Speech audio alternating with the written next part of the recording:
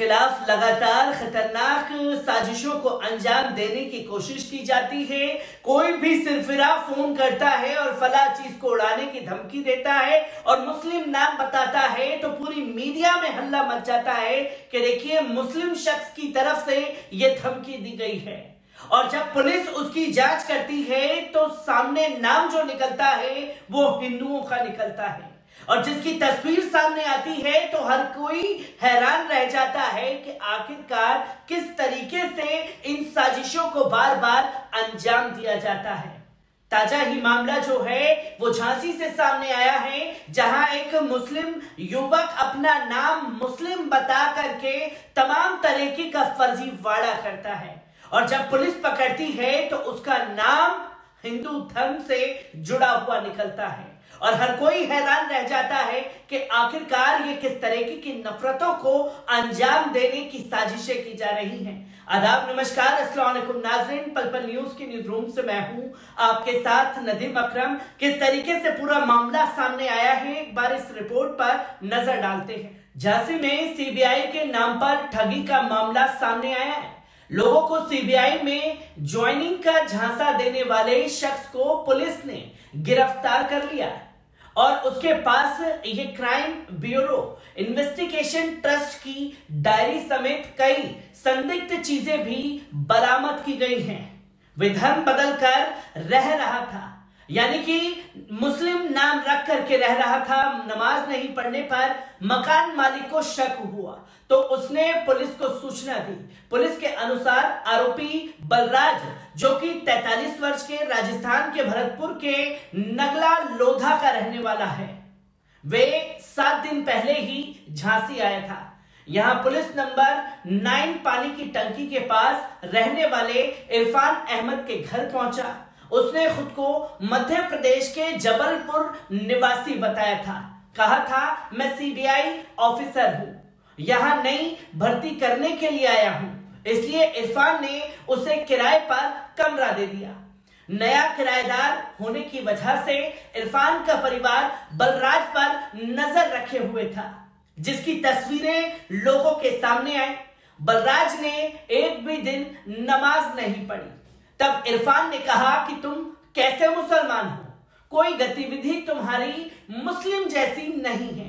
उसके बाद आरोपी वाहिद नाम का आधार कार्ड, पैन कार्ड व सीबीआई के दस्तावेज दिखाने लगा, जिस पर शक होने पर इरफान ने पड़ोस में रहने वाले एक वकील को बुला लिया और पूरी साजिश का जो है वो पर्दाफाश हो गया। जिसके बाद उससे सवाल जवाब हुए तो बलराज धमकाने लगा। शक बढ़ने पर लोगों ने प्रेमनगर पुलिस को सूचना भी दे डाली। प्रेमनगर पुलिस उसे पकड़कर थाने ले आई। अच्छी तरीके से उसकी खातिर तवज्जो की गई। जालसाज ने पहले पुलिस पर दबाव बनाने की कोशिश की, लेकिन जब कड़ाई से पूछताछ की गई तो वे पूरी तरीके से टूट गया और कुटाई के बाद सारी हकीकत को बयां कर दिया। उसने बताया कि ठगी के लिए वे फर्जी पहचान पत्र का सहारा लेता था।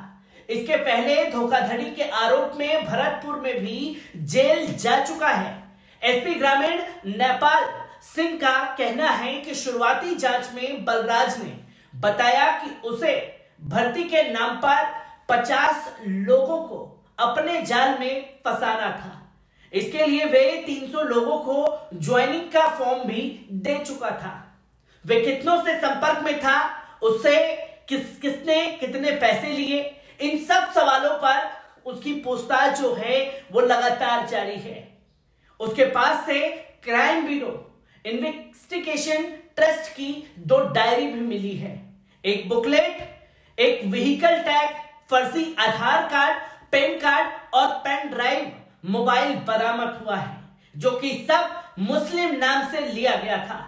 पुलिस की जांच में अभी यह स्पष्ट नहीं हो पाया है कि वे अकेले काम करता था या उसका पूरा का पूरा गिरोह बनकर इस फ्रॉड को अंजाम दे रहा था। बलराज पूरी प्लानिंग के साथ ठगी करता था। खुद को सीबीआई ऑफिसर बनाकर फर्जी आईडी पर किराए का मकान लेता था। आसपास के लोगों से जान पहचान बढ़ाने के बाद बताता कि सीबीआई में लड़कों को भर्ती कराना है।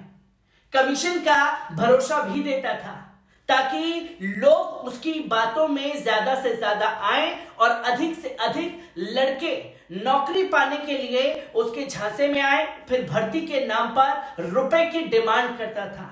भरोसा जीतने के लिए ओरिजिनल की तरह दिखने वाला फर्जी कागजात देता था। जब रुपए मिल जाते हैं तो शहर छोड़कर फरार हो जाता था। कई शहरों में वो इसी तरीके से हरकतों को अंजाम देता हुआ दिखाई दिया।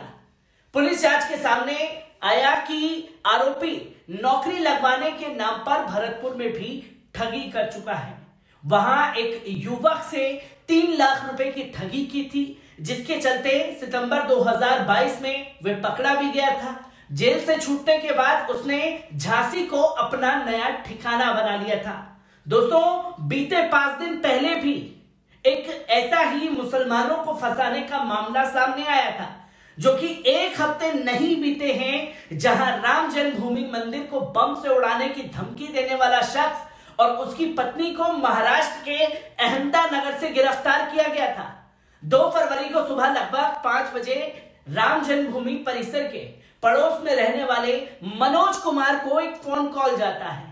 उस फोन पर राम मंदिर को बम से उड़ाने की धमकी दी जाती है, जिसके चलते अयोध्या पुलिस ने जांच में पाया कि आरोपी ने अपनी गर्लफ्रेंड के भाई को फंसाने के लिए उसके मोबाइल नंबर पर प्रयोग कर नेट का कॉलिंग से राम मंदिर को उड़ाने की धमकी दी थी। अयोध्या के circle officer CO SK Gautam ने बताया कि मनोज कुमार के पास जिस नंबर से फोन आया वह सर्विस लांस के जरिए उसकी जांच की गई थी, जिसके चलते आरोपी का पता चल पाया। और जब लोगों के सामने हकीकत आई तो अनिल रामदास धोड़के उर्फ बाबा जान मूसा नाम के व्यक्ति ने दिल्ली के बिलाल को फंसाने की नीयत से नेट कॉलिंग करते हुए उसके नाम से धमकी दी थी। पुलिस टीम ने अनिल रामदास धोड़के और उसकी पत्नी जाट संतन शानी ऐश्वर्या उर्फ आयरन स्टैंड हेल को अहमदनगर के डिग्रज महात्मा फुले कृषि विद्यापीठ इलाके से गिरफ्तार कर लिया था। तो दोस्तों, किस तरीके से ये खतरनाक साजिशों को अंजाम देते हुए दिखाई देते हैं, जहां बम से उड़ाने की राम मंदिर को धमकी, वो भी मुस्लिम नाम रखकर, और जब पुलिस इन्हें पकड़ती है तो इनका नाम गैर मुस्लिम निकलता है। ऐसा ही खासतौर पर बलराज और वाहिद के केस में हुआ। और इस केस में सबसे बड़ा सवाल यह खड़ा हो जाता है कि आखिरकार जो शख्स फर्जी आईडी, फर्जी तरीके से मुस्लिम लिबास डाल करके घटनाओं को अंजाम देते हैं, एक दूसरे समुदाय को बदनाम करने के लिए, इन सब की जालसाजी के पीछे कौन लोग हैं, इसका भी भांडाफोड़ होना जरूरी है। क्या ऐसे लोग देश के लिए कितना बड़ा खतरा हैं और किस तरीके से हरकतों को अंजाम दे करके मुस्लिम समुदाय को फंसाने की कोशिश कर सकते हैं, इन तमाम चीजों की जांच होनी चाहिए। मैं ऐसी ही खबरों से आपको रूबरू कराता रहूंगा। दीजिए इजाजत, शुक्रिया।